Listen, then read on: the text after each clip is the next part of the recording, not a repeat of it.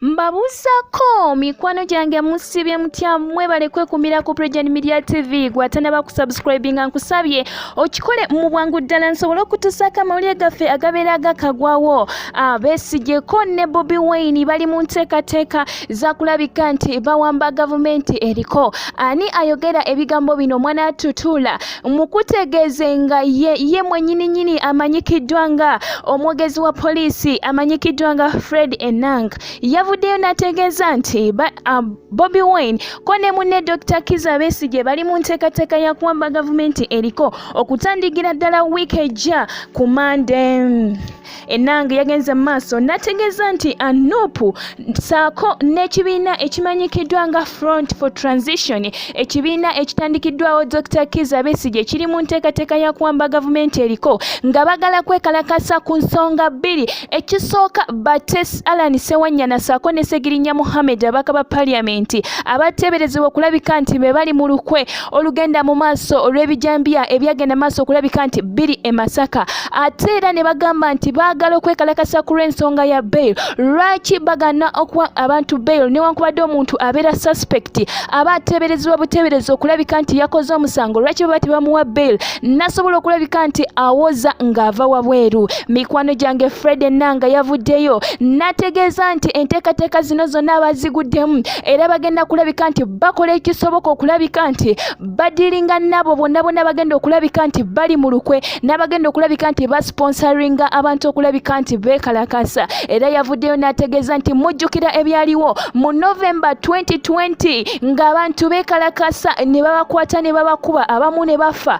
abamu ne baluzinga ebintu byabwe ne bisaanawo. N'olwekyo yavuddeyo n'alabula buli omu n'agamba nti bagenda kuno tebagenda kusunirako ku liiso oyo yenna agenda okubeera mu kwekalakasa, saako n'abo abasponsoring oba abaspearheading mu luzungu abagenda okulabika nti batumbula ekyo ekigenda mu maaso, bagenda kulabika nti babakwata babateeke emabega w'emitayimbwe oba kiyite behind bars. Mukwano gwange njagala okutwala omukisa guno okulabula nga nkutegeeza nti baagala okulabika nti batta ababaka ba Parliament abamanyikiddwa nga Allan Sewanyana saako ne munne Ssegirinya Muhammad balabike nti bavaayo kubanga bo bagamba nti babalanga bwemage tebalina musango gwonna gwe baali bakoze. Naye ate ye Fred Enanga yavuddeyo n'agamba nti bo beeteeseteese okulabika nti kino bakikrashinga oba bakisaanyaawo. Yagenze mu maaso n'ategeeza nti omubaka amanyikiddwa nga Zake Francis ng'ayita ku mukutu gumugatta abantu yagenda maaso n'ategeeza nti engeri ennungi ey'okuwamba gavumenti kwe kubeera nti otandika n'ekinyusi, otandika n'eyo gye kitandikira. Era n'ategeeza nti ekasese bagenda mu maaso ne basiba abantu abali mu nteekateeka eziteeberezebwa okulabika nti bagenda mu maaso nga beekalakasa. Mu bano mwe muli Basesa Brains ayina emyaka 37, mwe muli abasajja abakulu, mulimu Kamayiba Ward ow'Ekasese District, mulimu Mumbere Isaac, mulimu Mwambale Geoffrey, abo bonna bateeberezebwa. Mulimu Isande Atanazio, bonna bakasese bakuumiddwa Kasese Police Headquarters nga bagamba nti omwogezi wa poliisi ng'agenda mu maaso n'okutegeeza nti eno ekasese gye baatandikira okulabika nti bamobilizinga abana okulabika nti beekalakasa, era mu abo be bakwata ne basiba. Nakati mu kaseera kano wenjogerera mukwano gwange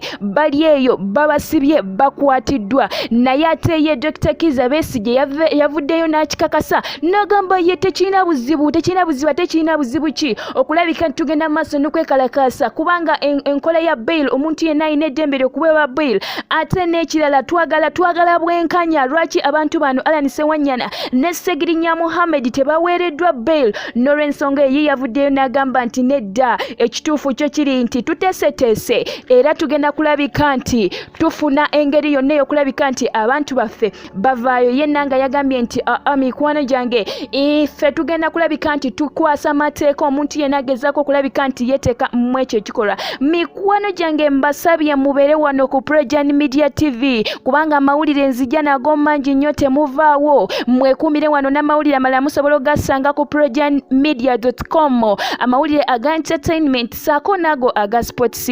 Mikwano gyange nkomawo temuvaawo nzija.